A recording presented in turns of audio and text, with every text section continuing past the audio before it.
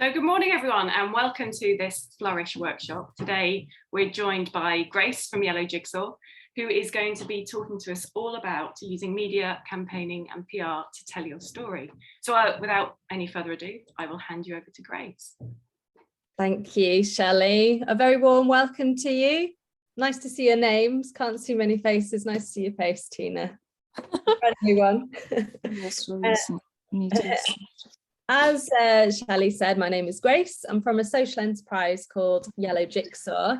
It was set up about 6-7 years ago now, which has gone really quickly, by myself and my colleague Kirsty, who was a reporter at the Manchester Evening News for 12 years before I met her when we were working on projects, media and campaigning at Alzheimer's Society. So we spun out of there, set up Yellow Jigsaw with the aim of helping other not-for-profits like us to share their stories and get them picked up by the press, because without a doubt, you lot have the best stories to tell, those that really do pull at the heartstrings, that get people thinking, changing hearts and minds, but you don't always have the capacity or perhaps the know-how to get those stories picked up by the press. So we set up Yellow Jigsaw with that aim in mind, to give you and the people you work with a voice and a platform by taking advantage of the media that's at your fingertips. And that is going to be the focus of this morning's session. And then this afternoon, for those of you that are staying for that, we'll be looking at how you can make sure that the brands and the identity that you put out into the world is professional and consistent looking, with the help of a really easy to use, I promise, and free tool called Canva. Now, for me, it would be really, really helpful if we could have some quick introductions, and then I will do my best to drop in some tailored examples of how you can work with the media to really further your specific causes. I won't take up too much time. We'll do that, kick off with the workshop, have a brew break around 11 o'clock to finish at midday for a lunch. And then for those that are returning for the afternoon, we'll be starting again at about 12:30. So Tina, I'm going to ask you to go first because you're next to me on my screen. A little bit just about who you are and what's brought you onto the Flourish programme and what's brought you here today. So hello everyone, I'm Tina. I run Forward, which is a LGBT plus support organisation based in Stockport.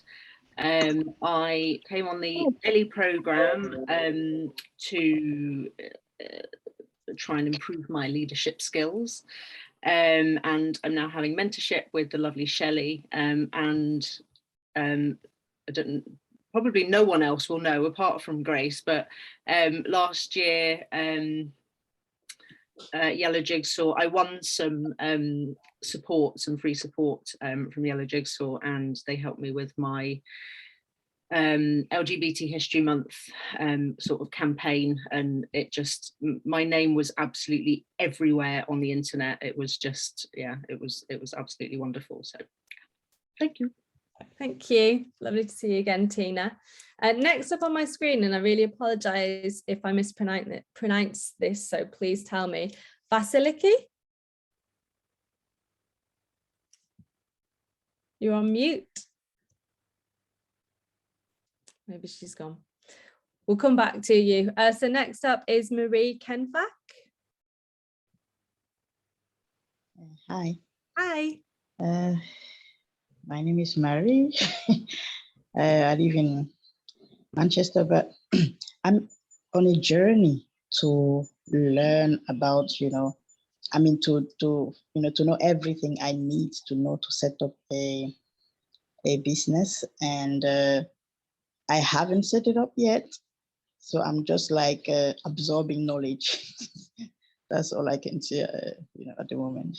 That's lovely. We're all on a journey, Marie, so it's good to hear. Have you got a business idea in mind, or are you still mulling that over?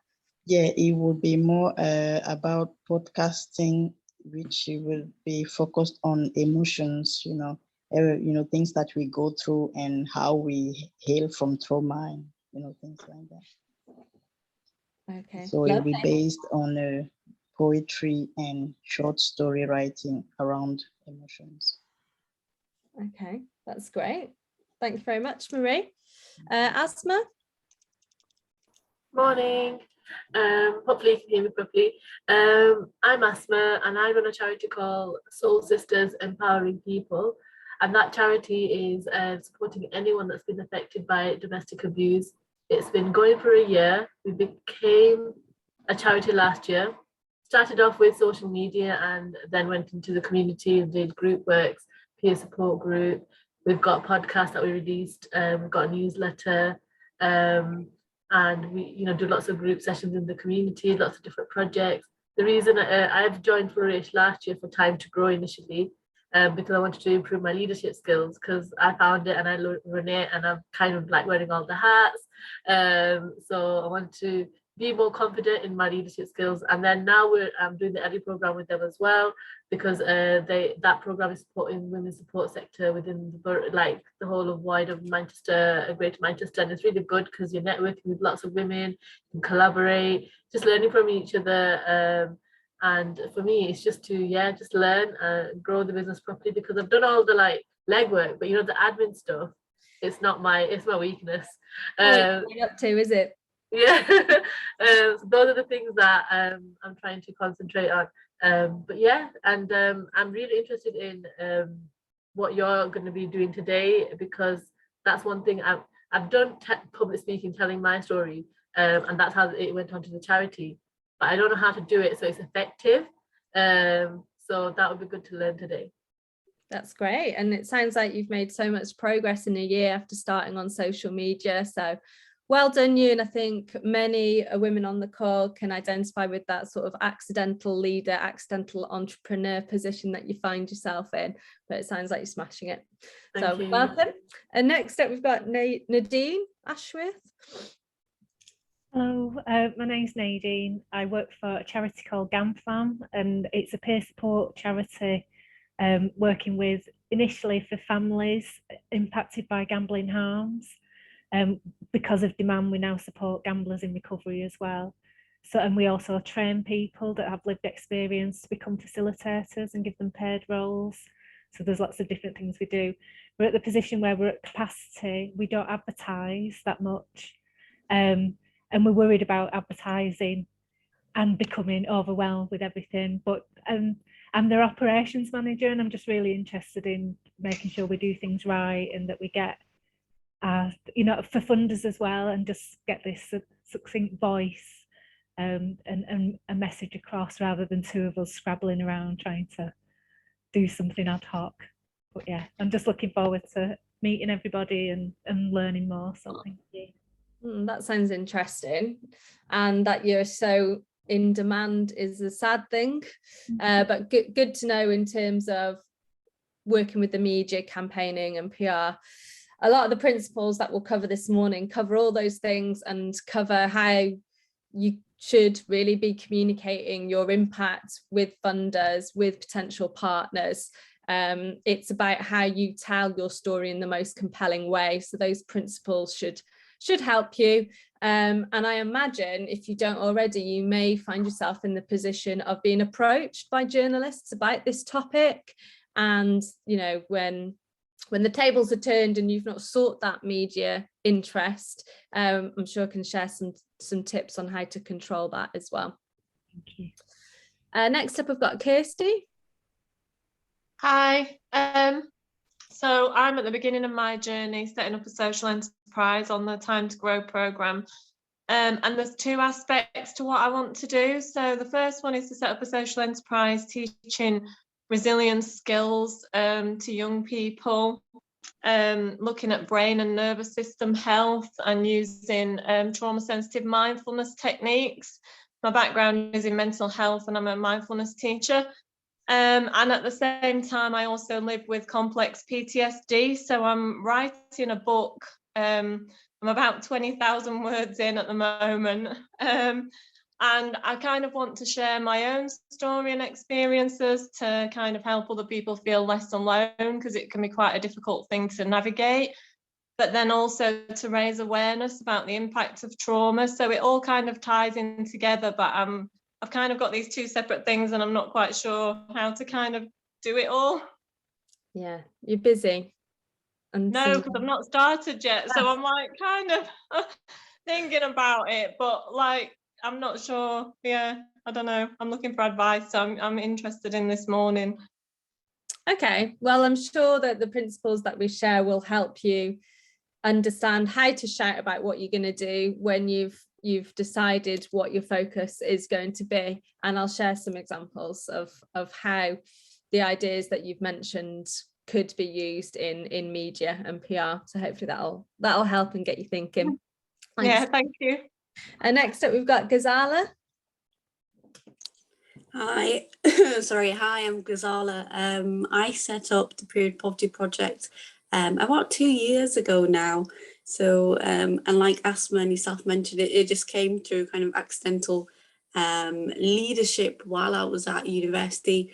And I think for me, it is that I really enjoy what I do, but it's now learning about all these things on the periphery of how to use social media, how to use PR, how to, set up as a CIC and other things like that to make sure that we make the most impact with the work that we do. So I'm really excited about this session today. Great. And I know that period poverty is something that has been in the media quite a bit over the last few years. So if you can provide that local voice to those stories and campaigns, that'd be really powerful. So 100%. Welcome. Next up, we've got Christina. She might have, oh, here. Hiya, Christina. Hello, I'm Christina. I'm currently working on a project in translation, which is called ECHO. But we think about setting up a different entity and maybe moving forward to something bigger to grow up a little bit. And yes, I don't have any experience in running a business. I'm not sure if I have all the necessary leadership skills, and the social media, it is something, let's say, not unknown, but I'm not an expert. So I would like to learn more about this. You're more than welcome here, Christina. And I think just a word of reassurance that you shouldn't be expected to know everything and be great at everything when you find yourself an accidental entrepreneur. So don't worry about that. We are focusing more on media, PR and the branding today. But Shelley, is there a social media workshop that is in the diary? We've got obviously Canva this afternoon, and then on the 24th, which is that next week, I believe it is, Boost Your Business on Social Media with Vicky from Belton Wigan. So that's another one to sign up for. Yeah, maybe you could put those details in the chat. So by the end of next week, you're all going to be absolute pros of this. Thank you very much, Christina. Dee? Hi, I'm Dee. I'm working on making information accessible to people who've got poor literacy skills or English as a second language and dyslexia. And I'm starting with how to use your vote. And then once I've got this proven methodology, that what I want to do then is to use it to work with women's organisations to create the information packs that they need. So what drew me to this project is really the networking and collaboration aspects. So that's what it will all be about. Did you say how to use your vote? Yeah. Wow, that's really powerful. Amazing. Okay, thanks, Dee. That sounds really interesting. Next up is Sharon. Hi, Sharon. Hi there, sorry, double clicking the buttons. I'm really early in my journey. I'm looking into or trying to establish a social enterprise where we support older adults and professionals who work in that sphere to have conversations about sexual health and sexual well-being, because we know that that's an area where we can experience discrimination as we get older. I'm also sort of just about to launch a charter, a sexual rights charter for older adults in Sheffield, where I work at the university. And so I'm quite keen to find out how to sort of get or raise awareness of that using, you know, within the media and things like that, just to sort of get some awareness, I guess, get the message out there. Oh, brill. On an aside, we facilitate at Yellow Jigsaw the UK's first older people's led news platform. Okay. So that's a story that I'm sure they would be interested in running. And there's plenty of contacts that we've got regionally and nationally that might be of interest to you. So my details will be on the presentation. Just drop me a line about that, Sharon. Oh, will do. Thank you. That's great. Deanne? I think she's disappeared. We'll move on to Sharmini.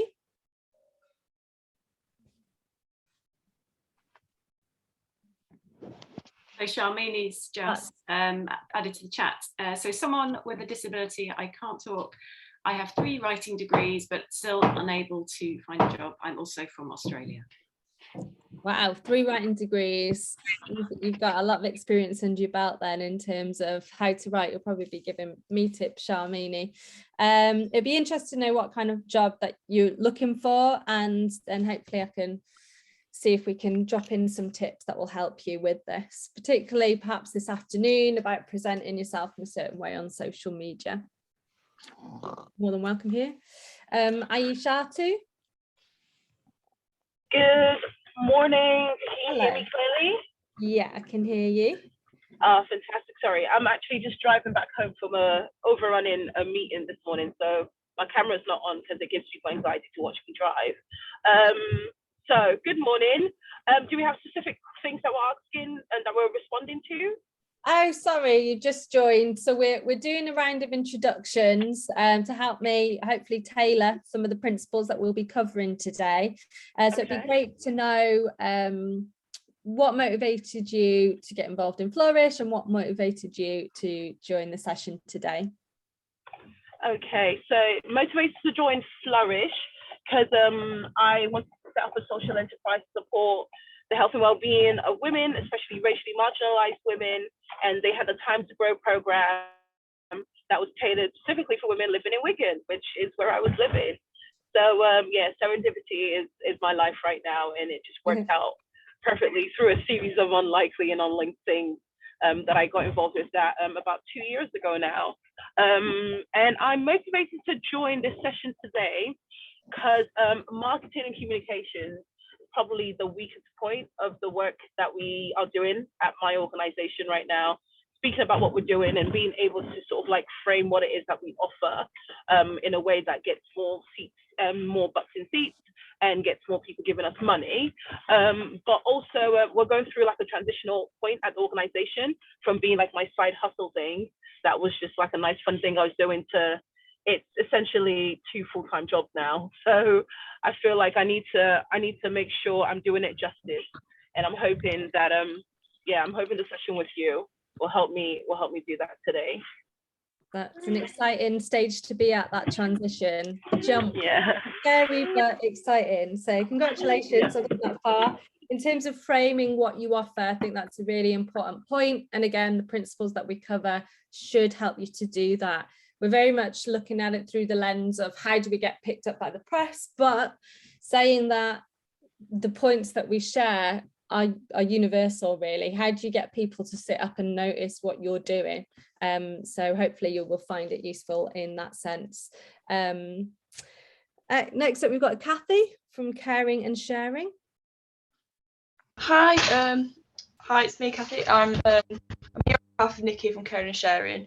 We're a charity in Rochdale, and our objective is to support and empower the Black and minority ethnic BAME and asylum seekers and the deprived. What we do every week, we do like workshops like women's drop-in, refugee drop-in, IT sessions, English as a second language sessions. We also do maths sessions, and we have a charity shop as well.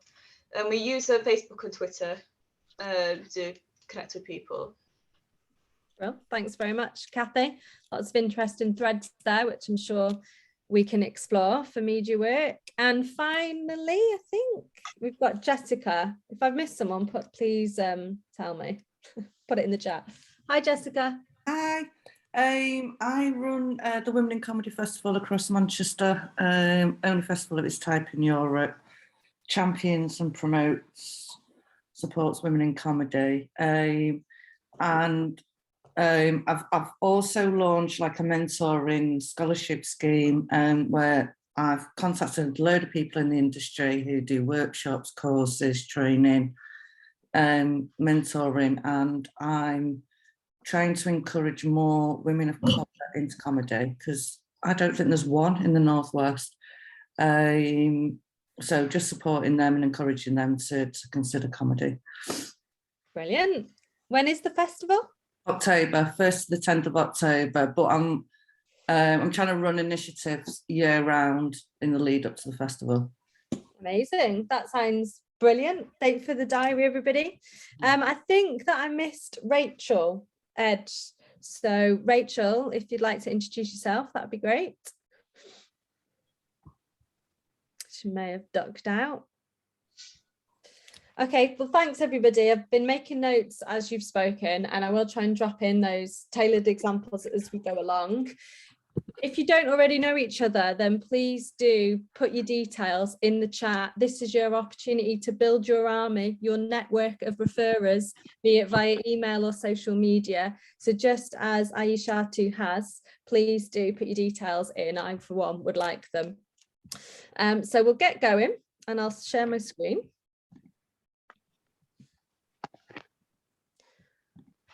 The obvious question, can you all see this? Yeah. Yes. Yeah, great. Okay, bro. So those are my details. Obviously give us a follow on Twitter, but more importantly, take my email address. There are quite a few practical tips that we'll be covering today.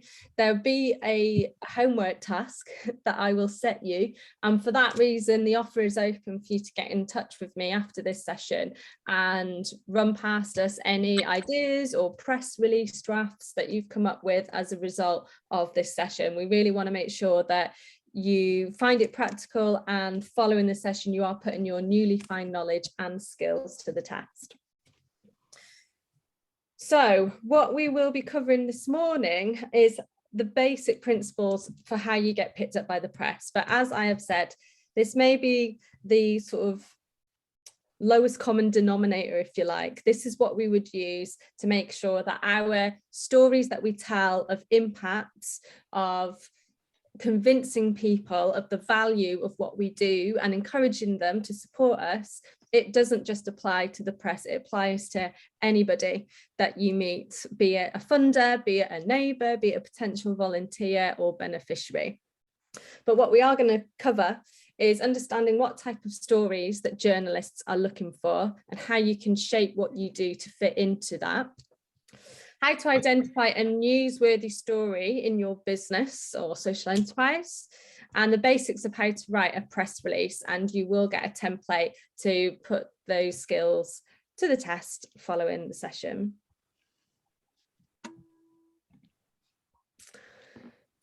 So first of all, why do we work with the media? I'll list through. Obviously, I'm going to say that it's a great thing to do, but I'll be interested to hear your views, put them in the chat or interject, or similarly, share your reluctance. Why wouldn't you want to work with the press?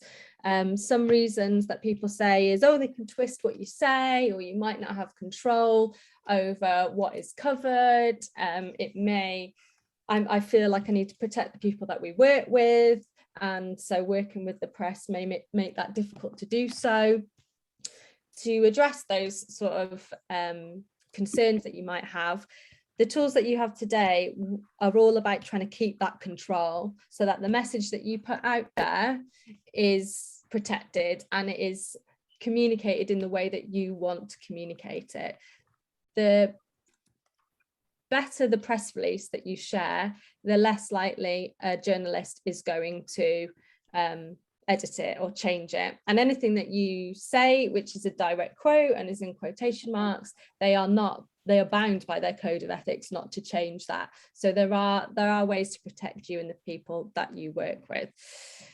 But bearing all that in mind, there are some hugely beneficial reasons to work with the media. First of all, there is credibility. So it's one thing, Ayeshatu posting on Twitter that she's had a great exercise session in Wigan, but it's a completely different thing having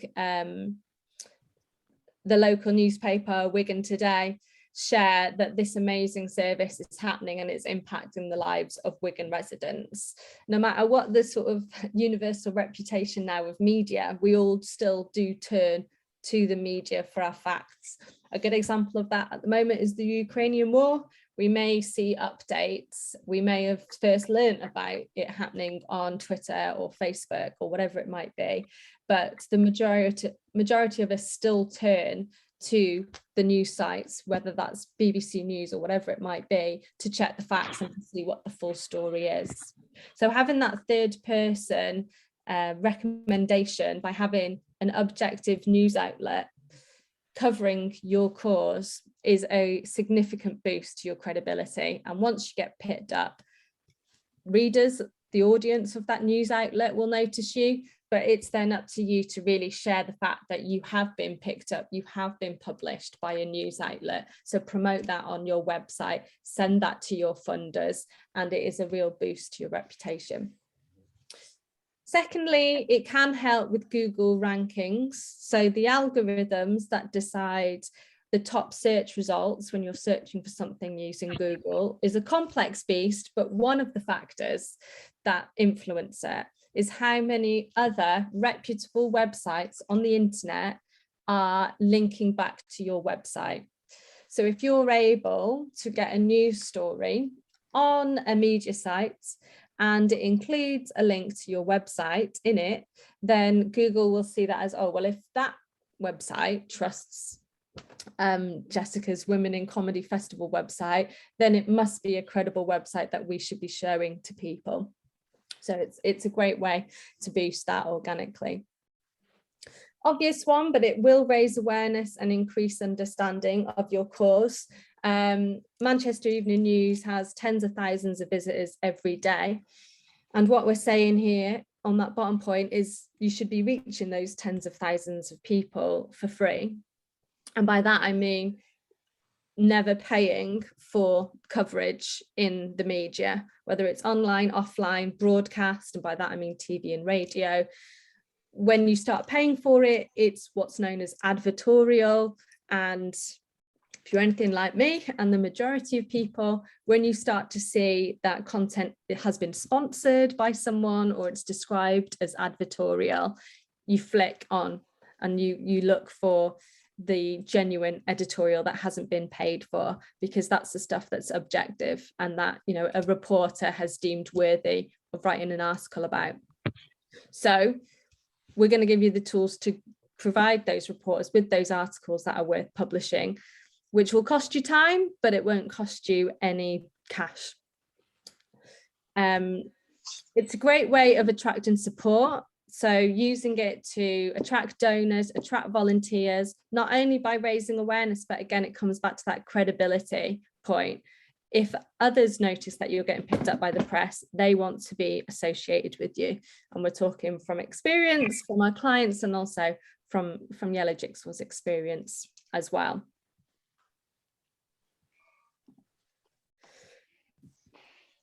I'm going to go back to a point. That all sounds brilliant.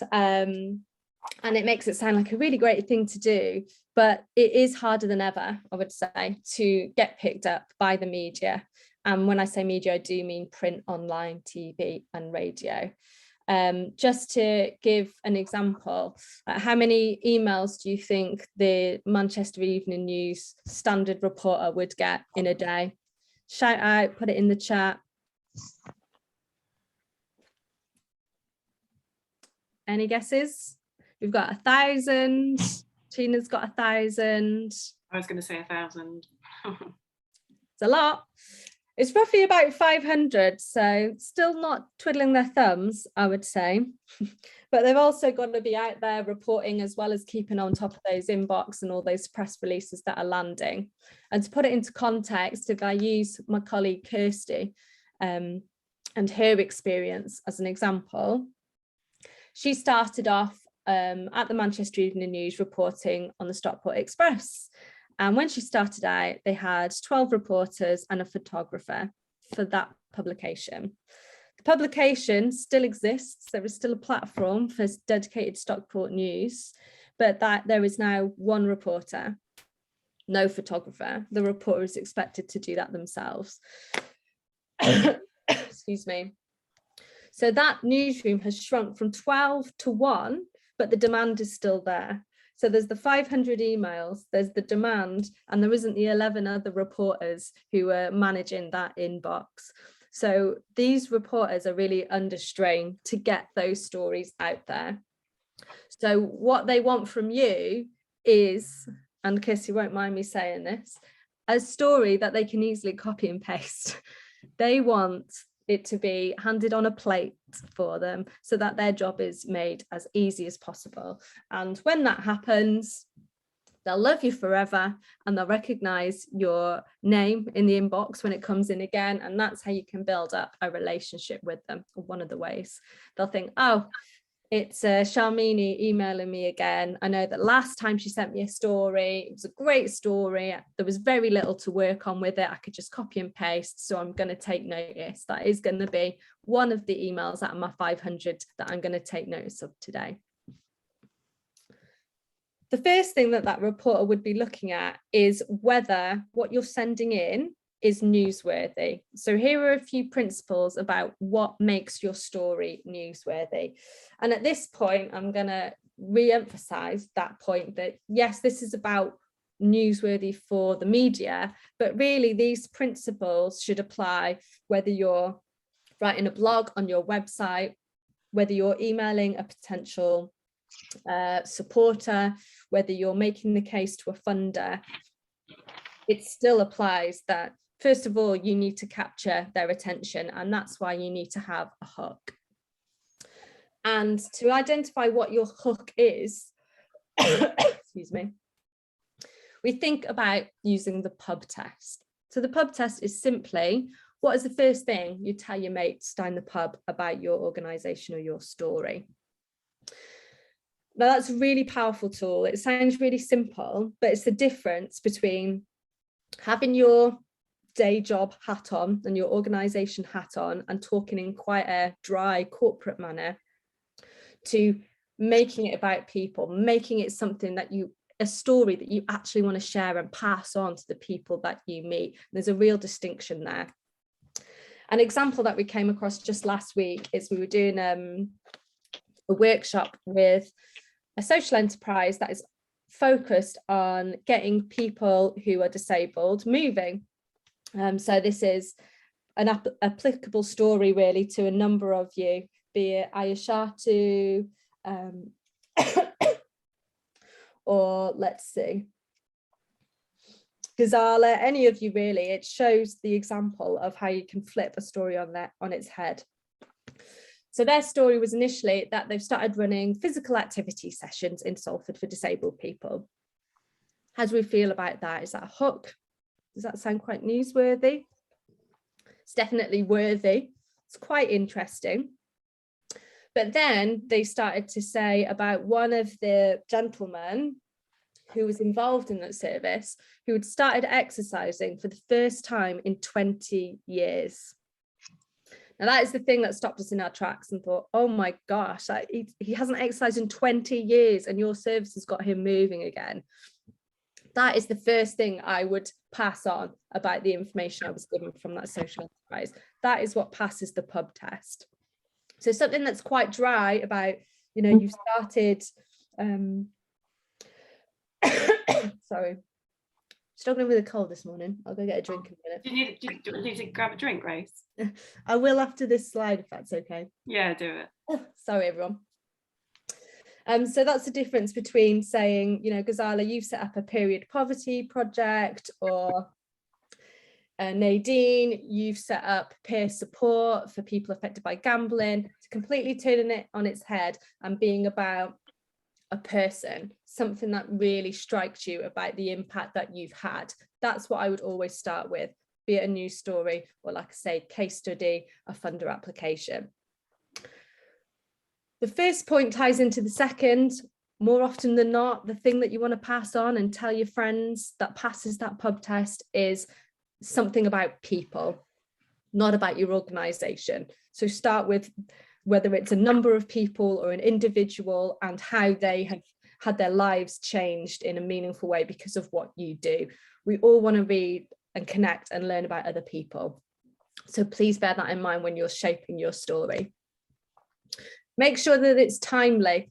So if you're sending a story about the first ever Women in Comedy Festival in Europe, then I don't want to hear about it in November. I want the story in September, in the lead up to this happening in October. It sounds a simple point, but it's amazing how many people think about their press story either the day before or the day of their launch, be it an event, a service, whatever it might be. Give yourself a longer lead in so that you can really drill down to what the strongest angle of that story is, so that you can get a brilliant video or photo that accompanies it in the run up to when this story is actually ready to go. I've just mentioned video and photography. Make sure that it's visual. So as we all know, it's about clickbait, not a nice term to use now, but the news outlets that you send your story to, the funders that you're trying to gain attention from, they will be compelled by photos and videos that draw them in and really tell the story of what you're trying to communicate to them. So add in that extra time and that preparation to think about a photo that perhaps stages the story that you're trying to tell. Perhaps it can just be a really nice head and shoulders shot in an appropriate setting about the individual that your story is about. We will be covering photography tips later on in the presentation. And just to say, the smartphones that you have in your hands are the same equipment that a lot of reporters are using. So you've got the equipment. You just need a few tips really to make sure that you're providing them with that visual that will make it into the press. Fifth point is make it local. Now it depends where you're targeting your story as to what local means. If it's a Rochdale funder or a Rochdale press outlet, then you will obviously talk about the wards that you work in. You can make it on their doorstep. They want to know where that impact is. If it's regional, so Greater Manchester or Northwest, then it's fine to stick to just, the city or the borough in which you're working to. But when we're engaging with a story, whether it's a case study, news, whatever it might be, social media, we're all trying to look for how we connect. How does it relate to me? So making it local, really pointing out that this is relevant to the people who are reading it is really important. The final point is it's got to be non-promotional. This is a really important point. If you're sending in a story to a journalist, if you start talking about the amazing Europia or the incredible Soul Sisters, then they're going to get in touch with you to ask you to pay for advertising, because any story that's picked up by the press has to be objective. It has to be reporting on facts, the who, what, where, when, why of the story. That flowery selling language, which talks about how amazing your organisation is, will just get binned off. So avoid using that and just let the power of the story do the talking. Got a second wind now, Shally, so I'm gonna carry on. In a minute, there's a bit of thinking time, so I'll grab a drink then. So we've talked about what makes whatever you do newsworthy, what makes it shareable and makes people pay attention. That's one element. The next element is, once you've got that newsworthy angle, you need to drop it into one of these three types of news stories. And you'll now notice when you're watching, listening, reading the news, every news story will be one of these three categories. It'll either be quirky, so that's something that's really unusual. It's there to try and make you smile. So in a newspaper, you're going to have, depending on the newspaper, you're going to might have a serious story on the front, but then on page 3, you're more likely to have that light-hearted, quirky story, not that kind of page 3. And that's purposeful so that you're sort of drawn in by a hard story, but then you are uplifted by something which makes you want to carry on reading. If it's a TV bulletin, then the final story that you usually see is that "and finally" quirky story, which is all about making you smile. You will all have examples of quirky stories, but they usually require a little bit of thinking and imagination and creativity in order to create them. An example I like to share is I live in Wigan. Anyone know what Wigan is famous for? Usually get quite a few answers here, so it's interesting to see what people think of Wigan. What's Wigan known for? What's something in the chat? Pies, mines, rugby. Yeah, these are the usual answers. And the one I'm focusing on now is pies. So Wigan has an annual pie eating competition. Of course it does. Now that in itself, arguably, isn't very newsworthy for Wigan because it's known for its pies. Of course, every year the pie eating competition is going to come back around. So the organisers one year thought, right, how can we get this picked up by the press? How can we turn it into a quirky news story, which will mean we'll get noticed? So what they decided to do is be the first place in the world, I think, to send a pie into space. They worked with the local college. They created some sort of device. They attached a video camera to a pie and they recorded footage of it ascending above Wigan into the clouds. And sure enough, not only did it secure print and broadcast press coverage in Wigan, it spread to Greater Manchester, to the UK, and eventually internationally. So that shows the original idea of Wigan's having another pie eating competition, which itself wasn't particularly newsworthy, can be changed into something really, really quirky that just makes you smile. Any events that you have, campaigns, fundraisers, those are really the categories where you could perhaps think about a quirky story which gets people to smile and connect with what you're doing. It could be something still quite eye-catching, so Ghazala, period poverty. It could be that you do an art installation using sanitary products in a public space that you work. It could be for Ayushatu, some sort of non-stop Zumbathon, which breaks a Wigan record where you Zumba for 24 hours in a public place to try and raise awareness or funds for what you're doing. It's that sort of PR stunt, really, that gets picked up as a quirky story. The next type, and arguably all stories should have this, but it really leads on the human interest. So how has an individual been affected by what you do? So let's have a look. Nadine, you've got some really obvious examples there, but I love that you said that you have people with lived experience of gambling problems who are now being trained and paid to be facilitators. That isn't a human interest story. I want to hear someone's personal story of how they've come to that conclusion and the journey that they went on. Yes, your organisation will no doubt be mentioned and how you've supported them, but the focus is on the person. And you will all have an abundance of these human interest stories. So my advice is to start being proactive with collecting them. Next time you're talking to someone at Flourish, you're talking to Shelley, you're talking to colleagues, whoever it might be, and you're talking about, you know, a story that you're so proud of, you met someone who's on your course or project, whatever it might be, and they've really turned a corner, they've done something that makes you smile. That is the story that could be made into a press story, or it could be used to compel funders and supporters to back you. So make a note, speak to that person and say, we're so proud of what you've done. Would you be happy for us to maybe share that story when the time's right for you? And just start making a note of those case studies now. The third type of news story is what we describe as hard news. So that's a story that affects a mass of people. An obvious example is the Ukrainian war. Excuse me.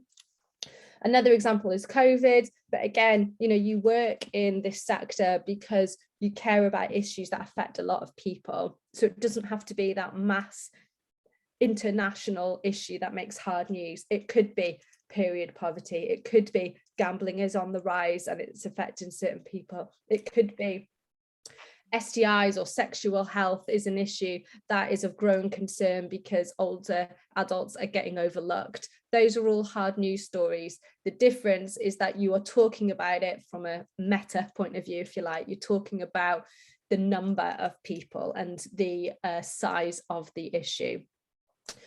And we'll talk about later on down the line ways that you can back that up with statistics and reports so that you're really making the case, again, whether it's for a press story or it's for your funders and supporters.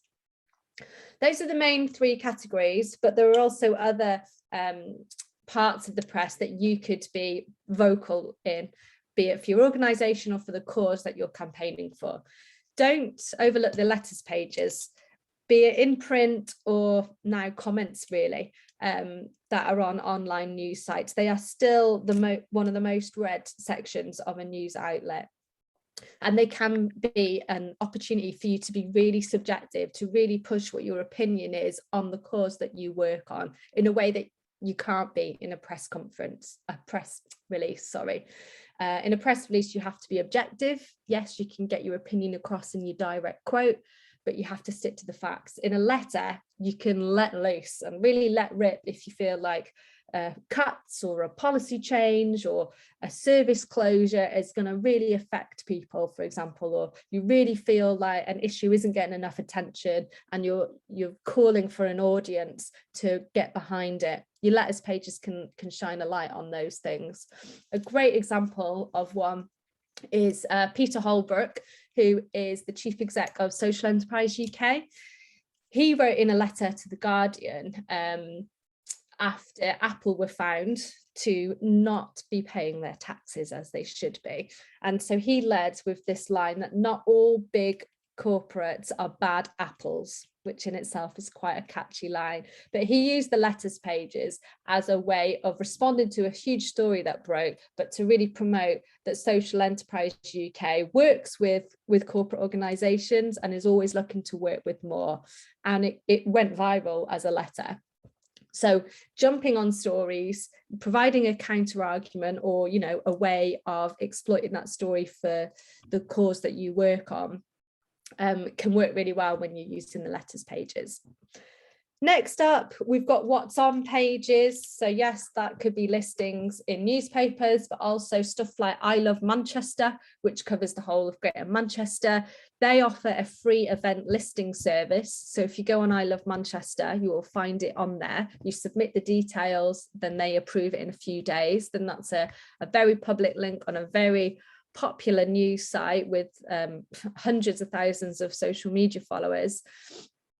That's a great feature to exploit because we all have events. Not all events are newsworthy and are going to make the cut as a quirky human interest or hard news story. So exploit those different ways of getting your event or whatever it is out into the media world.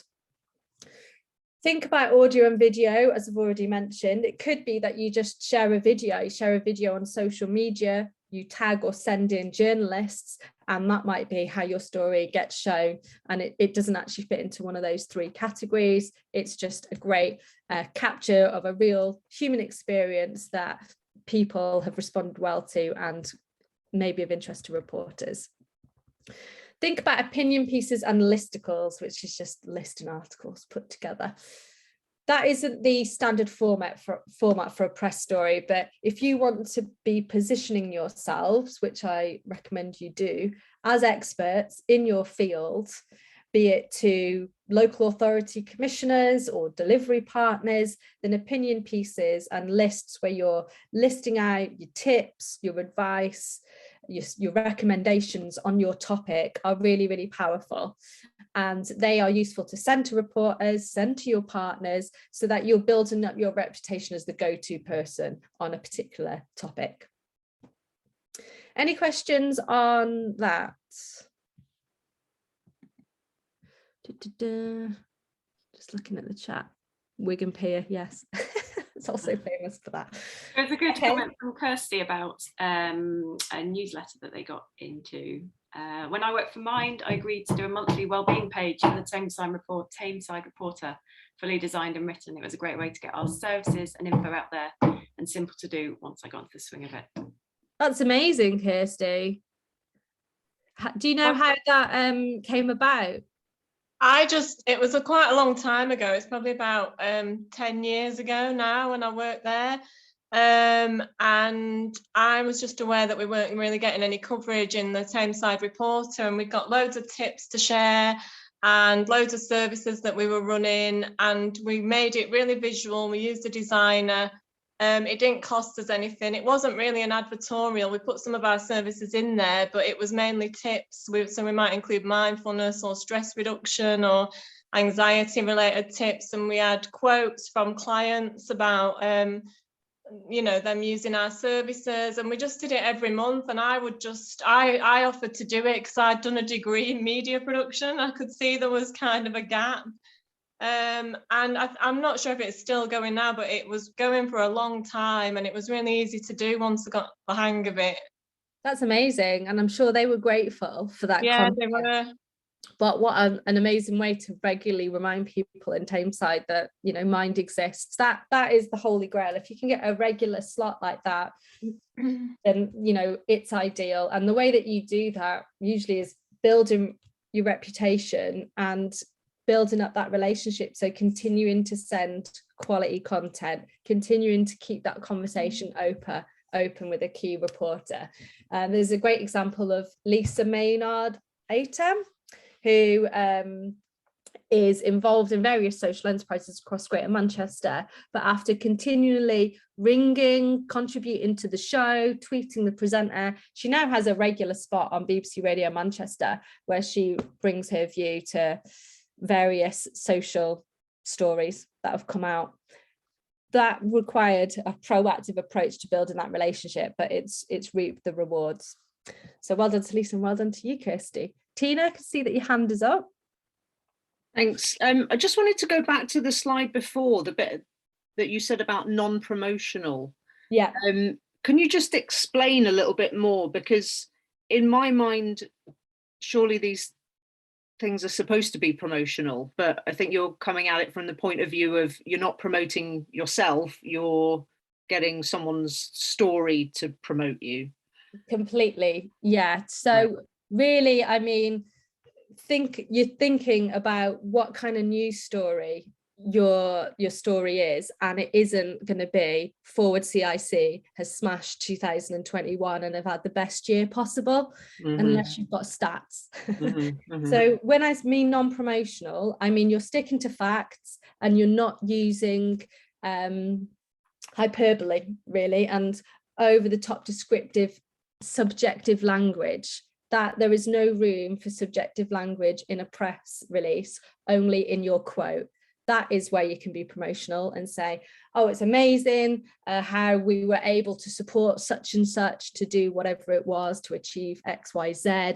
We're calling on more people to get involved and to support us so we can support more people like such and such. Does that make sense? Yeah, absolutely. Thank you. Obviously, the motivation for all of this is to promote your organisation, but we have to be clever about how we do that. And I think the next exercise will help to illustrate that further. So I'm going to show you a few stories, and I'm going to ask you to tell me what kind of news story you think it is. And then I will tell you afterwards what they were trying to get out of that press story. So what their promotional motivation was and how they managed to angle it to get picked up by the press. Okay, so just want you to shout out or put into the chat.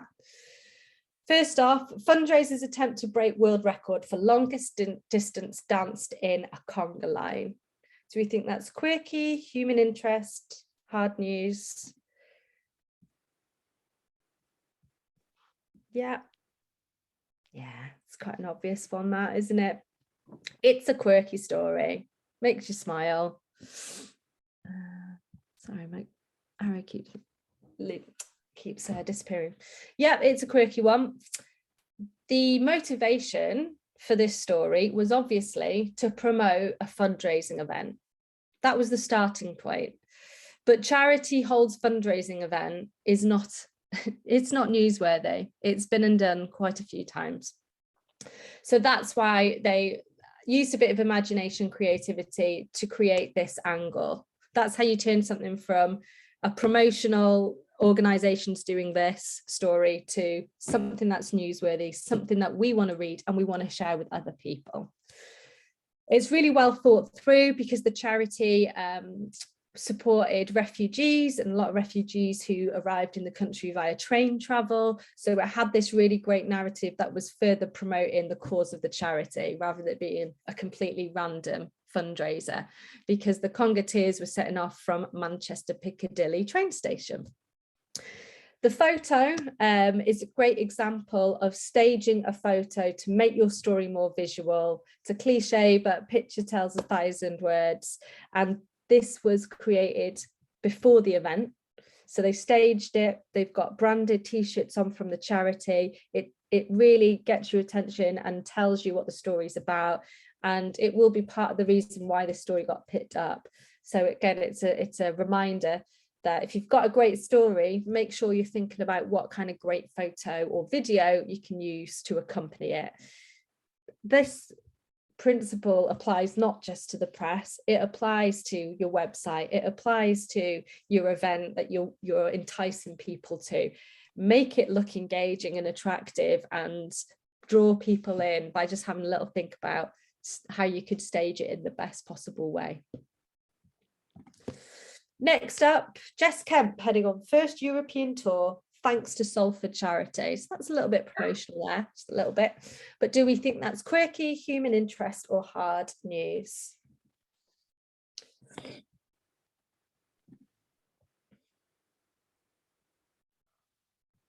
Human interest. Yeah, you're spot on. So unsigned local singer Jess Kemp is packing up her guitar and going out on her first European tour. That's local lass, going on her first European tour. Wow, that's a great good news story. What the organisation was aiming to get out of this press story was to promote their small grants programme that they had for young people in Salford to pursue their hobbies and perhaps turn them into careers. And in this case, Jess was a musician. So I think they paid for a guitar. Charity Social Enterprises launches grants programme is not the angle to go with. That is the message that they're promoting, but that's how they turn that message into a newsworthy angle. So for example, Jessica, with your women's only comedy festival, you said that you're launching or have launched a mentoring scheme. I thought that was a great example of where if you've got a Jess Kemp type story, that is what you would lead with, not your mentoring scheme. We want to know a result, a real human success story as a result of your mentoring scheme. So the same applies to all of you. If you're launching a service, celebrating the success of a service, whether that's for the press or for your funders and supporters, then think about the human interest element. Who is a real success story in your organisation, and lead with that. And then you can talk about your service as a result of pulling in the hearts and minds from a Jess Kemp style case study. Does that make sense? Yeah. People looking pensive. Finally, a bit of a process of elimination, but anyway, debt woes weigh heavily on young people, a survey finds. Do we think this is quirky, human interest, or hard news?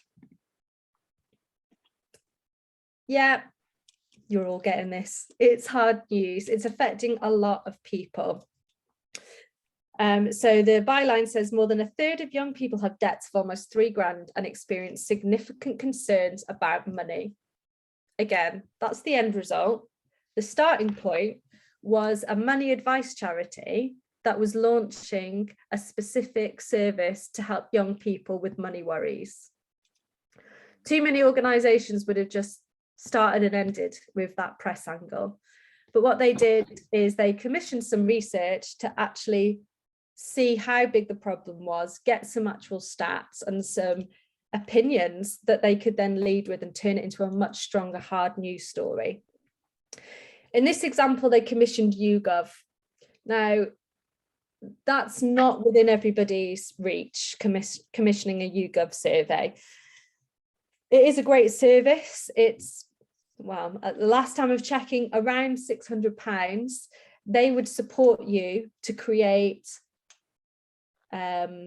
empirical questions which are fair and objective and that they would be happy to use.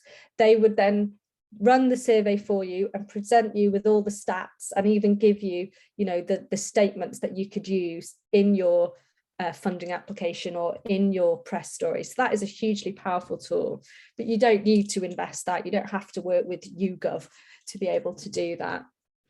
You could use local stats. So there are things like the Joint Strategic Needs Assessments. There are reports, Tina's nodding, reports on council websites that you could potentially use to find out how your issue is affecting people in your area. And you can use stats from those reports, list them at the end of your press story so people know where you got those stats from, to turn whatever it is you're wanting to promote into a hard news story.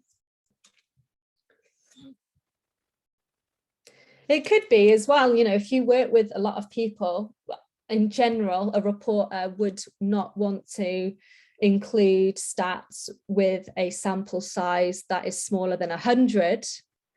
But 100, you may surprise yourself with how many people you actually work with on a yearly basis. Again, Tina's nodding.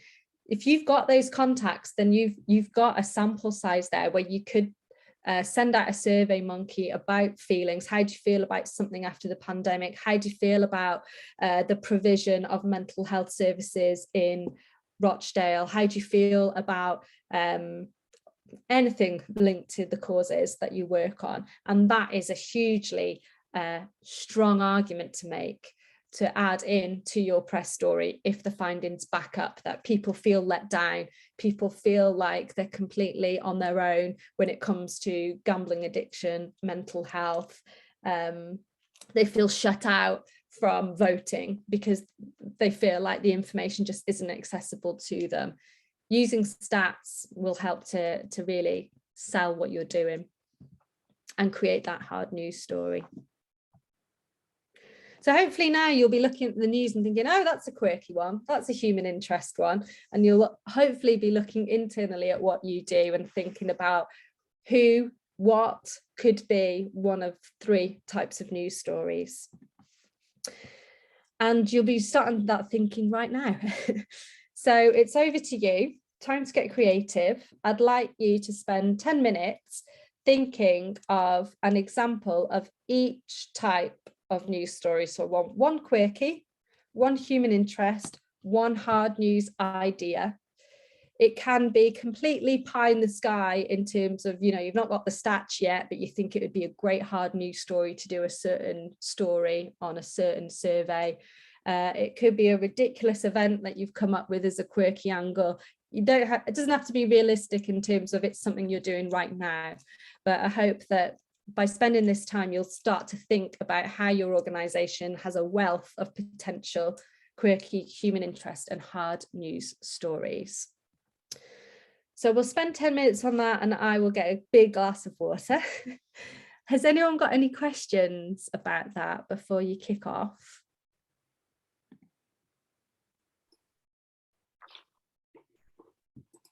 Thanks, Grace. And you've done valiantly managing to keep talking through it. Clearly a really tickly throat. Well done. So what should we come back about? What, 20 past 11? Does that sound right?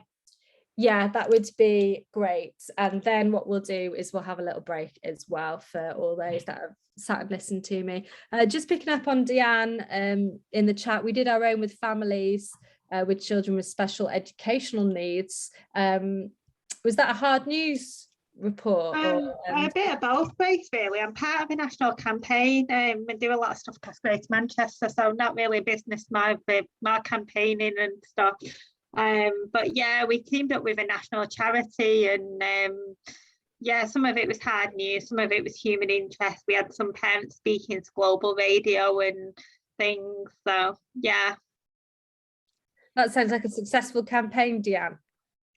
Yeah, I mean, we were mentioned twice in Parliament yesterday, and I'm meeting with the Deputy Shadow New Education team this afternoon, so heading in the right direction. Oh well, my gosh, actually, that's amazing. But probably not, to be fair, considering the SEND review comes out on Friday, and I'll probably just be crying by then, so yeah.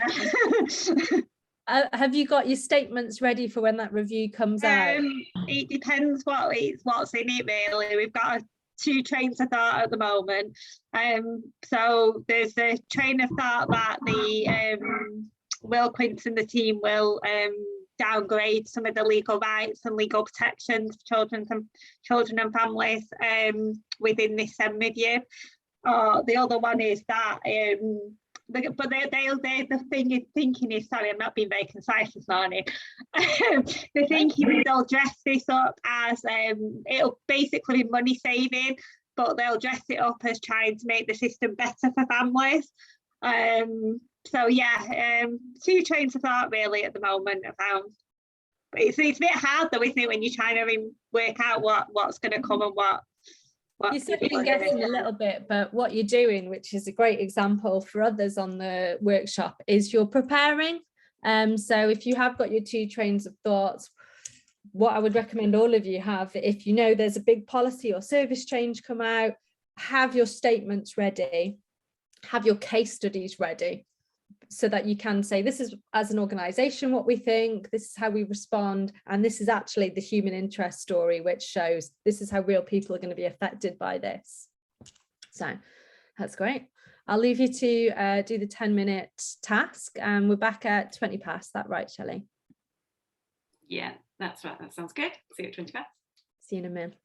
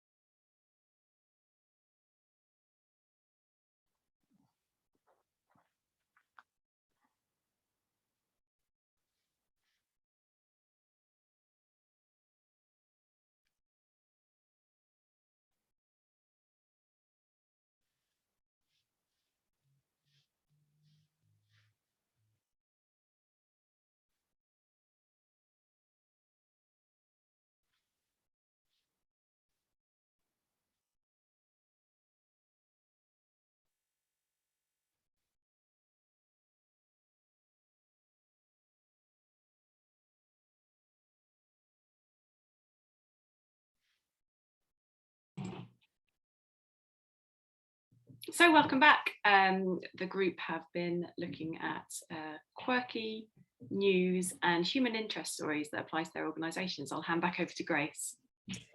Thank you, Shelley. So I hope that you found that exercise useful. Anybody who is facing writer's block, don't worry. That the best thing to do if you are is to maybe chat through this exercise with someone within your organisation or with a friend. And again, it's that pub test thing of seeing what comes out first, really. What is the thing that you want to chat about? And then that'll help you come up with ideas. But for those of you that have managed to come up with examples of a quirky human interest and hard news story, is anybody willing to share your ideas? Always up for sharing. Always up for sharing. Was that D? Yeah, well, no, I didn't say always up for sharing. I said I will. Oh, okay.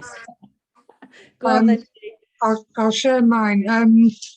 We're targeting a particular, with the Women's Equality Party, we're targeting a particular ward in this upcoming local election. And a quirky story could be us out with a camper van decked in bunting we've made out of old leaflets that we can't use anymore, and a loudspeaker, a loud hailer, urging people to come out and use their vote. Love that. Really quirky. Visual, and quirky stories often are visual. And I like, it's a good example of linking the quirkiness to the main narrative and promotion of your story. So you all those old leaflets are useless. The way that they were presented is useless. So let's create bunting out of them, make and decoration, actually provide some information in a way that benefits people. So that's a great example. Thank you, Dee. Anybody else like to share one of their examples? Can't see you all. I'll go for it if no one's feeling keen. So as far as a hard news story, I thought we could do something regarding food poverty and sustainability, and how we are at a real risk of people not being able to get food again. In terms of, actually that is exaggerated, but again, it is a matter of having our access to food being affected by some sort of global crisis again. So I thought that could be something that we could write something around. And would that be, just to stop you there, so making that a hard news story, would you be looking at a specific population, be it Wigan or wherever it might be? Absolutely. Regarding it will be for Wigan, because we're working on a sustainability project to get people to take more ownership over growing food and not being intimidated by the act of growing food, and providing them with like the knowledge as well as the resources to actually start that at home. So I thought if we could go for the food poverty angle, as to, you know, empower yourself to have food you can feed yourself with. That's then a really clever angle. yeah. Love it. Okay. Well done. Anyone with a human interest angle that they'd like to share? Yeah, I'll go. I've actually got like 6 or 7 ideas of things that cover kind of quirky and human interest. But I've got one human interest, and that could be leading with a quote from one of our members, which is walk and talks saved my life during lockdown, to try and kind of get more people to come along to the walks. Love it, and absolutely spot on. So yes, you've got that promotional motivation, but you're leading with such a powerful quote from somebody, and I'd want to read on to understand how the pandemic had affected that person so badly, and how the walk and talk has helped them so much in that they want to say that it saved their lives, and well done to you and Forward for creating that kind of impact. So I hope that you're gathering these people, these names, and maybe starting a plan to chat to them about compiling these stories as case studies, be it for the press, be it for funders, because you will have so many rich stories to tell. I have a question. Go on. Sorry, I can't see. Yeah, it's about a story, but I'm not sure if he qualifies for a human interest or hard. Anyway, it's like a lady who was caring for a child with dwarfism, and at the same time the government was expecting her to work, and therefore she was working at times when the child was in school. So she worked for the same company for like 4 years or 5 years, but cleaning. And she decided that that was, I don't know, for some reason, she wanted to stop and look for another job. So the period where she stopped, they also her benefit and asked her to prove again that she's, what do you call it, EU settlement or something like that. When she was already, so they refused they closed her case twice, insisting that she has to prove. So the third time she proved, and they didn't even do any back payment. So what I'm trying to say is that, you know, those kind of stories where some people already are in a position where they are struggling because they are either a carer or whatever, but they get put in a, it's like you are a victim and they make you a double victim kind of thing. Yeah. So those kind of stories, are they like human interest or are they? Marie, that's a great story and highlights that one story could actually be multiple different angles, which means you get multiple mileage, you get more mileage out of that story and you can share it in different ways. First, in the way that you described it, I'd say it's a human interest story because you're focusing in on one individual's experience.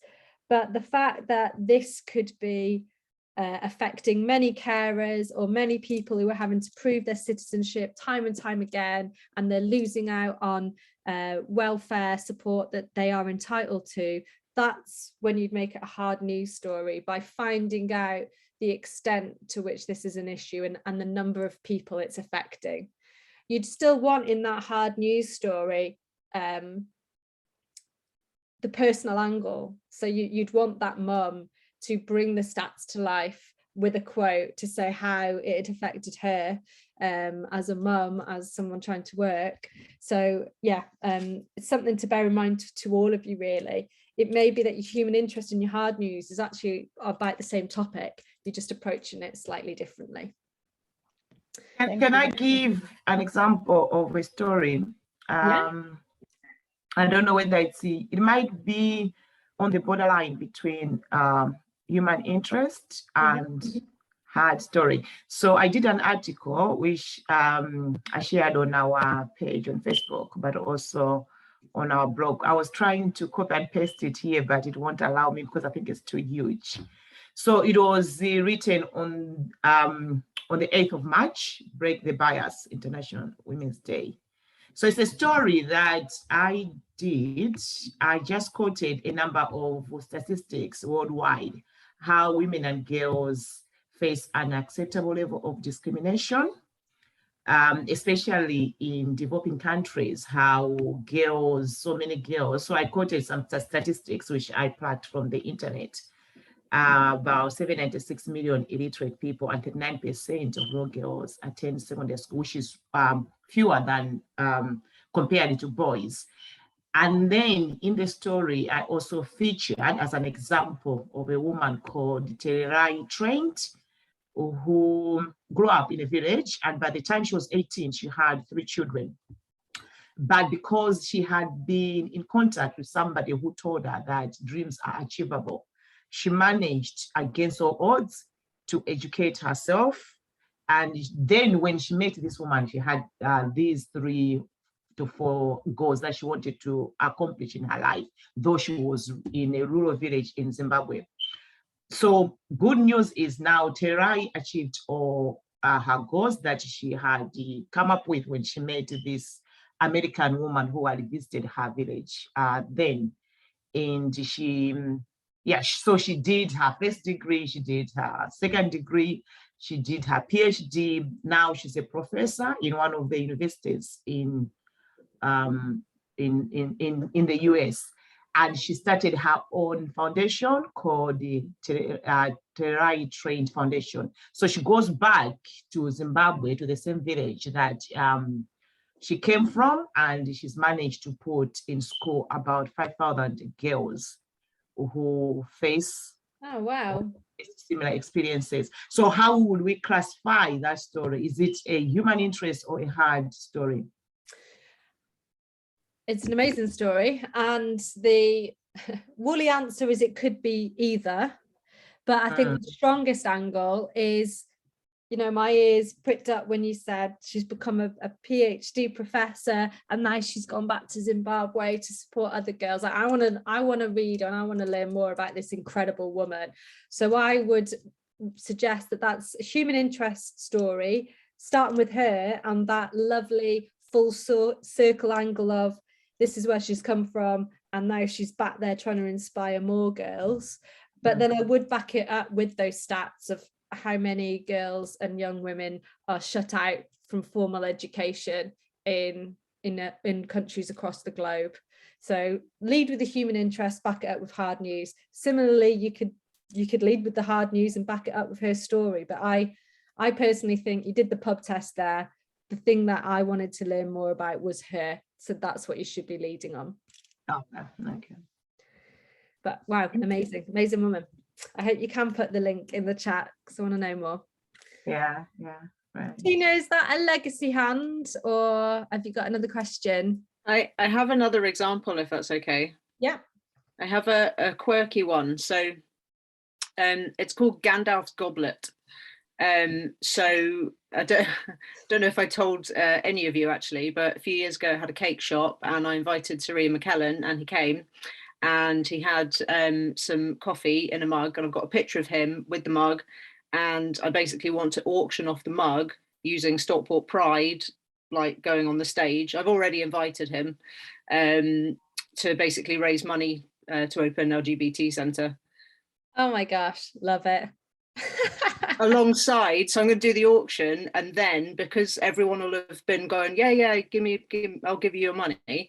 I'll then launch the Sponsor a Brick campaign, which is basically, right, well, you were all going to give £1,000 for a mug, so how about give £1,000 to, you know, sponsor a brick and open the centre? Yeah, sounds amazing. Or sponsor a mug. You know, all the mugs and the brews that people will share in this centre. It might not be Gandalf's goblet, but you can have your own goblet now. I love that. I mean, it made me smile. If it puts a smile on your face, then it's a quirky story. But that campaign is a perfect example of how you don't need to confine yourself to one type of news story. You've got your quirky there, but then you've got your human interest of, you know, the person that had their life saved by walk and talk, and how you can use that story as your human interest to say, if we had a centre, if we had your support, we could help so many more people who find themselves in a similar situation. Then you could have a hard news story to just show the extent of this being an issue or a need in Stockport. So get as much mileage as possible out of your one campaign or story and just hit it at different angles. Cool, thanks. When are you launching that, Tina? Literally had the idea like 2 days ago. So I've got a steering group meeting next week, and then, yeah, we'll just run with it. Watch this space. Yeah. Fantastic. I hope that you found that useful, everybody. This isn't a one-time 10-minute task. This is a way of thinking now, hopefully, where you can start gathering, as I said, those case studies and those ideas to get attention for what you're doing, not just in the press, but on social media for funders. Start thinking in this creative way rather than just my organisation is doing this service. It's always your starting point, but how can we make it more interesting with one of these three types of news stories? I did promise you a break, but whew, it's now 11:30. So I'm going to put it to you. We can either have a 5-minute brew break and leg stretch, because you've been looking at that screen for 90 minutes, or we can go through till midday. It is totally up to you. Put it in the chat, break or power through, up to you. We'll go with the majority. Break, please. Okay. Are people in agreement? Oh, no. Power through, break. Get your votes in and we'll go with the majority. Either, break, either. Power through. Break. This is really evenly split. I know. Can you see it? Basically alternating. Either, power through. Well, should we take a really short break so people can just stretch their legs, so a couple of minutes and then come back? Flip a coin. Let's do 2 minutes. 2-minute break, get up, get out, get stretching, and then we will power through then. Is that all right, everybody? That sounds great. See you in 2 minutes. Right, see you shortly. And welcome back. We've just had a brief comfort break and we're back for the last 20 minutes of this section. Thank you, Shelley. So we've thought about what we would like to write and how we would like to write it in terms of angles when it comes to getting picked up by the press. And that includes TV, radio, online and print. The next step is making sure that you format it and you write it in a structure that is going to get picked up by the press. So when I started this workshop, we did a bit of a quiz. We thought about how many emails a typical MEN reporter would get in a day. It's roughly about 500. So really, it doesn't matter how brilliant your angle is. If it's a mess to write and it's going to create more work for that reporter than they've simply got time to give to it, then they're going to click delete and they're going to go to the next email in their inbox. Similarly, if you're writing a blog for your website, if you're writing a long form social media post on LinkedIn or Facebook, we all have very short attention spans. So if it's a bit messy, if it's not formatted right, if it's not structured in a way that really tells the story and gives you the main facts straight away, then we're all likely to just keep on scrolling, to click out, to zone out and not really get drawn into how amazing your story is. So the next couple of slides are just to cover the importance of that, and you will get a template following this workshop to have a go at putting your story into the right structure. So this is an example of a story that didn't make it into the press to begin with. It says disco fever comes to Stockport. It's about promoting a Motown event, which was a fundraiser for a cancer care charity. So think about, you know, that checklist we went through. Cancer care, it's relatable, it's in Stockport, it's local, all those points that are really important. This leads with, if you're a fan of 70s and 80s disco, then get your flares and flashing dance floors ready because you are in for a treat. It's promotional. It's not going to get in the press as it is. It takes until the third paragraph to actually understand what the story is about, that who, what, where, when, why, what the event is, where it is, when it's taking place. We wouldn't, in any press release, use the first person, and we wouldn't use you. We would say an event is being held for Stockport residents to support fellow residents facing cancer. You wouldn't have a list. You could see in like the third paragraphy bit, The Real Thing, Odyssey, Gwen Dickey. I mean, these are really great reminders of some decent disco hits, but they're not relevant to a Stockport Express reader. They're not relevant to the cancer care charity. So you wouldn't include a list like that. You'd only include paragraphs in your press release, and all the vital facts would be in the first two paragraphs. So I'm not expecting you to read the next slide, but it is to illustrate that with the same story reformatted, you can get picked up, and it was published in the press. So first up, get your dancing shoes. Actually, does start with a direct call to action, which we wouldn't normally recommend, but it leads with what it's for. So it's for a cancer care patient, and it's for charity, sorry, and it's for patients, it's for people. Let's think about the human interest here. And it talks about where it is, Stockport Plaza. It talks about when it is.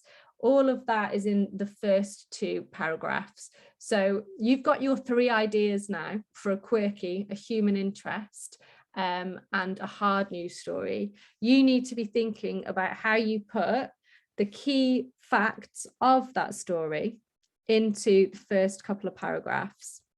This is a very garish slide, but it is translated into a press release template, which is a Word document that you will get access to after this workshop, which basically sets this out. So your first two paragraphs are the who, what, where, when, why. We are reporting on facts. We're not talking about the wonderful Forward CIC, the incredible caring and sharing. We're talking about an event, a person, a survey, an issue, and what it is, where it is, and why you're talking about it. That's what we want in the first 2 paragraphs. That is objective reporting. You can then be subjective in your quotes. So that's when you can say, we're outraged, we are calling on support, we are amazed, we are so proud, and we want you to be a part of it. That's where you get your promo in your direct quotes, which cannot be changed by a reporter. Following that, you put in your less important detail, such as, here's an example, there's refreshments at the event, the background detail, which doesn't really make that much material difference to the story that you're trying to present. 2 reasons for that. 1, the attention span issue. We want to get the key points in the first few seconds, really. But also, as I've mentioned, these reporters may be tight for time, they may be rushing, they may have limited space for a story, and they may just cut your story in half without really having much interrogation of the facts that they are cutting out, and that has been known to happen. So you don't want that to happen. You want everything in the top 2 paragraphs so that it stays and it doesn't get edited out. Like I mentioned, that'll be a takeaway task so that you can have a go at putting your ideas into a 300 to 400 word press story. That structure is still really important to use for your blog writing. If, Tina, you're going to do a blog on this campaign, I want to know just the main facts and the first couple of details. You're doing a campaign to raise X amount of money for a centre that's going to help these residents in Stockport for this reason. That is very simple, but I want to know it straight away, otherwise I'm clicking off. The same with your long articles. Tikala, you said that story that you mentioned before of the amazing woman from Zimbabwe was on Facebook. I'd expect that I didn't have to read 300 words before I got to that most amazing point that you said about this Zimbabwean woman who's returned to her roots to inspire more people, more women to get into education after she completed a PhD in America. So have a think about that, and my email address will again be shared at the end. The offer is open for you to have a little go at drafting your press release using the template that will get sent, and to send it to me, and we can have a chat and we can have a play about with it so that you've got something that is ready to use. Next up, just a very simple checklist that you can use as a reference, and we'll make sure you have the slides that you can refer back to this.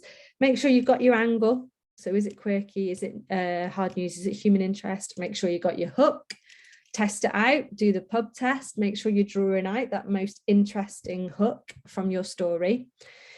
We can get word blind when we've been working on something, so ask a colleague, ask a friend, just have a fresh pair of eyes for any spelling or grammatical errors. It's quite hard to get errors corrected if they've come from you when you've sent in a story and it gets published, so better to get it right before it goes in. When you are quoting somebody, you really only use says or said and perhaps added. Tina Canali from Forward CIC does not exclaim, she does not proclaim, she does not shout, she says, they say, this campaign is going to be really important because. So again, quite boring language, but we stick to objective language in our stories. Which is non-promotional and not very flowery. Check any accuracy of any stats or numbers quoted. That's really important. If you include in stats, it's to build your reputation as an expert. So we want to make sure that they're right.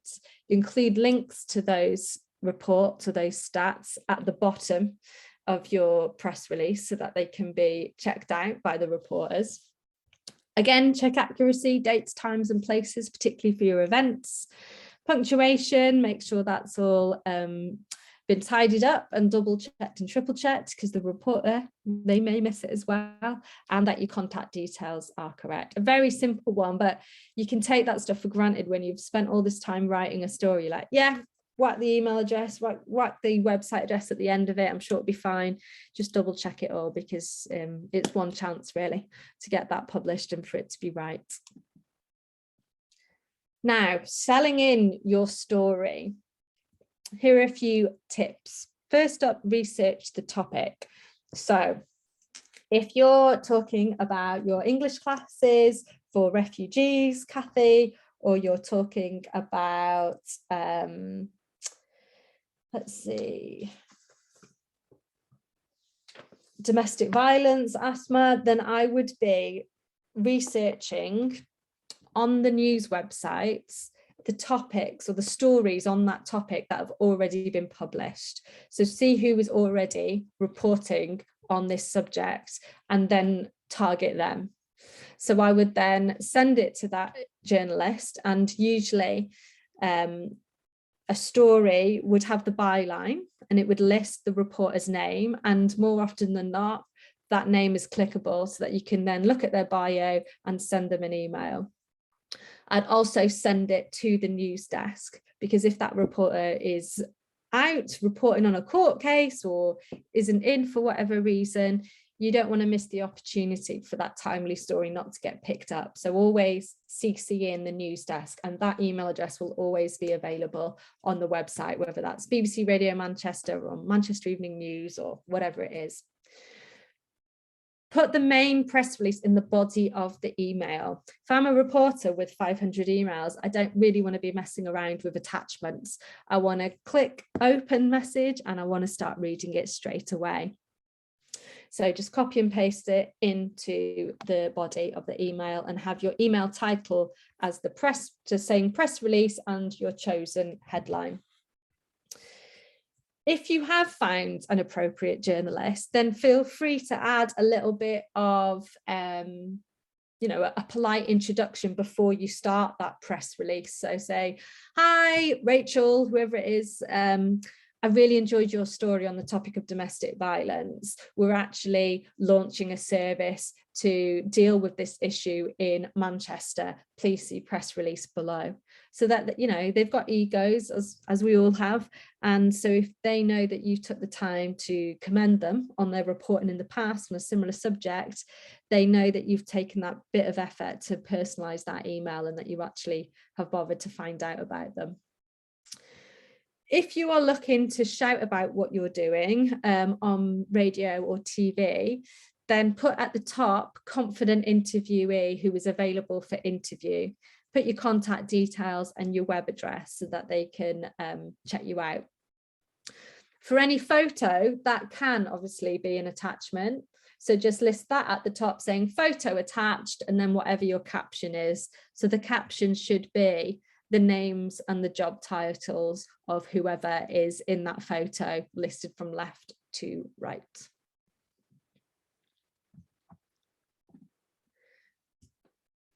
Hopefully that checklist will help you when you get to the point of shouting about what you do and sending in your stories. We've talked about how you can create, you know, your type of news stories, but there may be more reactive ways that you can respond to breaking news or issues that are affecting society, and then you can turn that into a media opportunity. So one way you can spot media opportunities is by checking out the website JournoLink, and it lists out and can send you emails. You can sign up for free bulletins which say these are the topics that journalists are going to be talking about this week, this month. Which who was it? Was it Deanne who's already doing that? Really, she's already identifying press opportunities by saying there's a review coming out this Friday. So that is an example of how she's going to create some reactive press to a breaking news story that she knows is about to break. It's a really powerful way of getting your story out there, riding the wave of a national story and building a relationship with a reporter, because many regional, local broadcast reporters, You know, they have a responsibility to take a national story and give it a local twist, but they need your help to do it. So if they know that Ayushatu is always going to be available to give a local angle or a local twist to a national story on how racially marginalized women are shut out from services or food sustainability, then they're gonna proactively get in touch with you to ask you to comment on future stories. So that little bit of planning and research can really pay off. The more you build your reputation in this way, the more support you will get, whether that's from the audiences of these press outlets or councillors and commissioners who see, you know, they are very incentivized and motivated to be picked up by the press and would be interested in associating with you, I would say, if they see that a local social entrepreneur is getting noticed and is getting invited to comment on regional issues. Another fantastic free resource is gov.uk update. So you can see here, there is a search bar. You can search many topics and it will pull up all the policies, the consultations, the working groups that are related to that issue. So it could be domestic violence, it could be voting inequality, it could be addiction and gambling harm. You can sign up to, as it says here, to get email alerts, and it will let you know when there are consultations that you could perhaps get involved in, where they are gathering evidence, and you could actually, you know, provide the people that you work with a great platform to influence national policy. They will email you to let you know when new policies are coming out, which again, Deanne seems to be doing. She's preparing for Friday. She knows something's going to come out. She's ready to make a comment as an organisation about it. So it's a real great way to be on the front foot and again, to look like a real leading voice in your sector. Another useful free tool is Google Alerts. You can use that URL or simply Google Alerts, and you can set these up for free. You can set up alerts to be sent any news story on any topic or any word. Word of warning, Google's a big place, so be as specific as possible with the alerts that you want to get notified about. Education is a bad example here. It's so broad that you're going to get inundated with daily alerts of where that term has been picked up by the press. So I would be specific. I'd perhaps put in the name of your local councillor who you know has your cause in their portfolio or leads on it.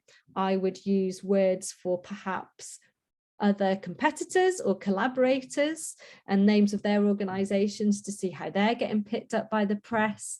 And what that does, it does the research for you, provides you with examples of news coverage, which you can either take inspiration from and perhaps do similar stories yourself in the future, or you can use it as an opportunity to respond to. So if your councillor's come out and has been quoted in a local news story about support for LGBTQ plus people in Stockport, then you, Tina, may want to respond to that.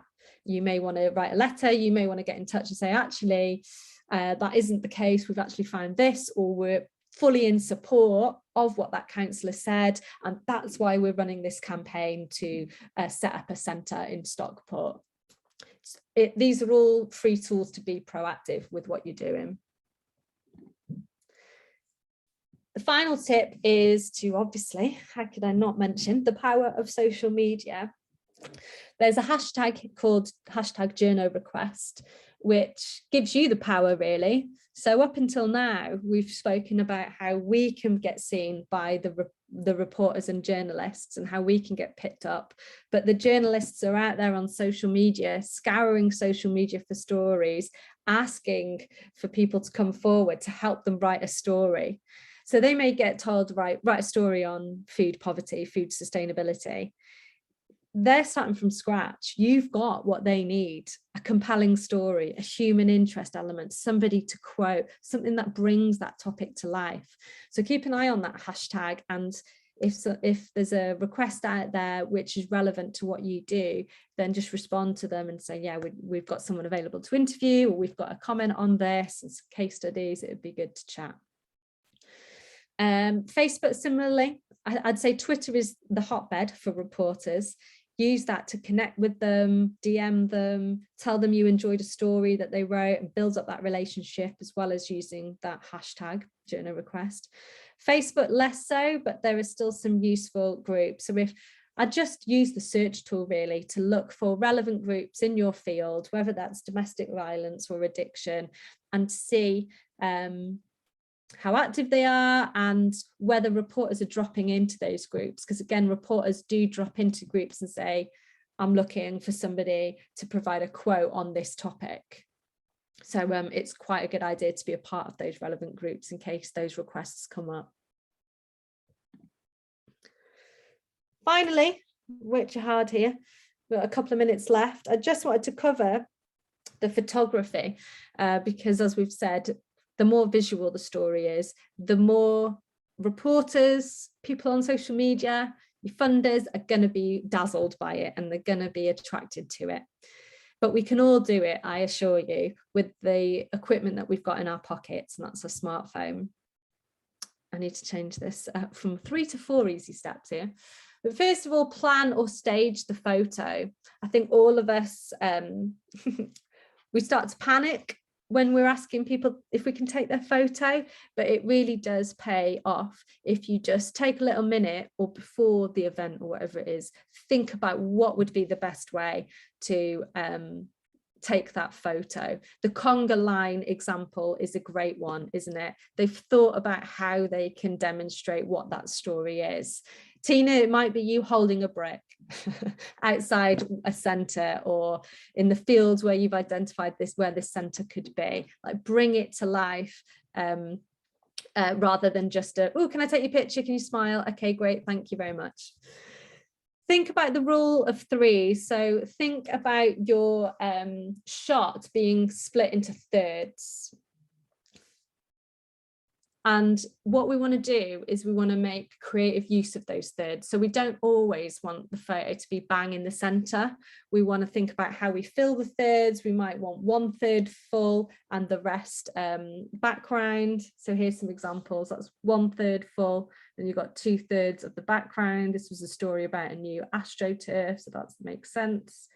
This is a World Book Day story. Again, you've got the books to frame, so it's nicely using the rule of thirds rather than a mass of children's faces, 30 faces looking at the camera. We've gone for fewer people in that shot and framed it nicely, so there's much more focus, and the shot is filled with nice colour and books that are relevant to the story, which is World Book Day. Just going back to those tips, always take your photo landscape. So this started off life as a landscape photo, but what it allows any reporter to do, be it online or in print, is crop it. If we'd have just sent that in, then what is there to crop? Like, if they haven't got the space and it doesn't work for them, then where do they go from here? They're going to have to sort of crop him off at the neck, which isn't ideal. So always take photos landscape, and there's always more for you or the reporter to work with. And as I mentioned on that World Book Day example, aim for a few people in the shot and step in. I think from the good old days of family photos, and you say, everybody get into the shot, say cheese, smile, you get as many people as possible in and you quickly take that photo. We want to do the opposite for this. We want fewer people in the shot so that we can really be drawn into their faces. I'm drawn into these photos in a way I wouldn't be if there were 10 to 20 people in the shot. And a very useful tip, if you don't feel uncomfortable taking the shot, then you're not close enough. So take one step closer so that you're really getting that shot, which means I'm drawn into people's eye contacts.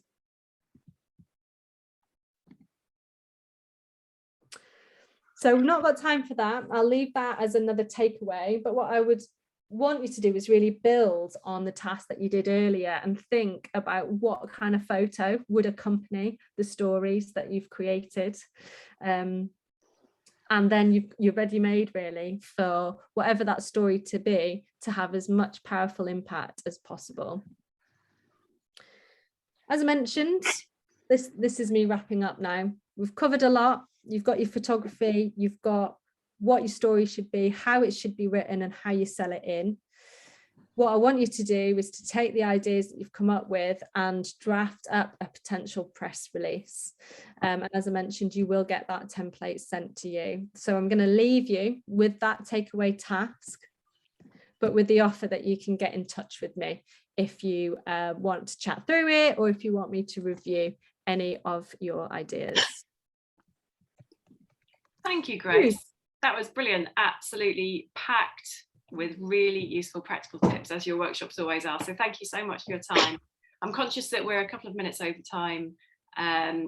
Do we want to do 5 minutes of questions? See, we've got another session starting at 12:30. So it's whether or not we have time to take 1 or 2 questions from the group, or whether we wrap it up there. It's up to you, Grace.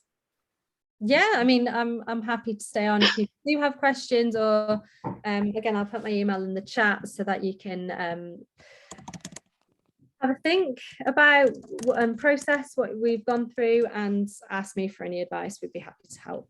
That's a really, really kind offer. Thank you. And I will be sharing the slides with everyone after the session in a couple of days anyway. So all those contact details that Grace put on that final slide are available for you if you'd like to take her up on that offer, and also just to follow what Yellow Jigsaw are up to, because they're just great examples of how to do this stuff really well. So worth giving them a follow.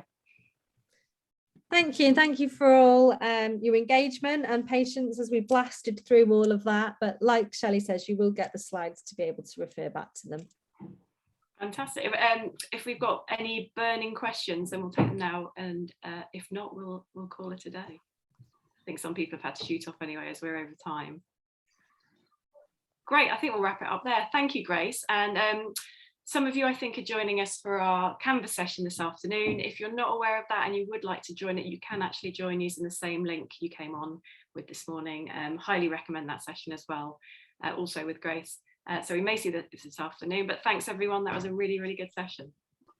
Thank you.